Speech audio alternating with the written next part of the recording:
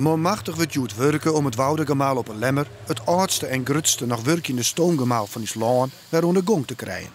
Wetenschap Friesland vindt extra bemiddeling niet zakelijk. Vooral omdat het boezemwetter, door het hege wetterpeil van de Waadzee en de Lauwe Smar, net meer via Haas en dokken bij Nijenzielen voortkomen kan.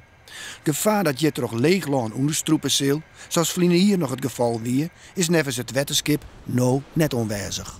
Het is ik hetzelfde dat het heel erg wierd is, dus het land verzadigd is en het wetter direct in de Friese boezem komt.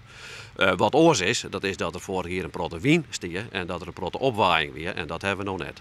Binnen wel knelpunten? Er zijn natuurlijk waar wij naaie kaarten om alleen hebben. Die zijn net overal heel goed zetten. Hè, of het gas dat maakt nou goed aanslaan. Die houden wij natuurlijk deze tijden wel extra in de gaten. Maar vanwege de hege kosten wordt het Woudegemaal op een Lemmer nog maar 1 à 2 keer in het jaar van bemiddeling ingezet. Er worden komende dagen met duizenden bezoekers verwachten die dit meidje willen. 15 meiwerkers binnen al dagen in het spier om het gemaal op het tiet weer kleer te krijgen. Vaak in de winter doen we werkzaamheden die draaien net in het paard zitten, maar die wat lastig binnen van het publiek. In de winter heb je minder publiek.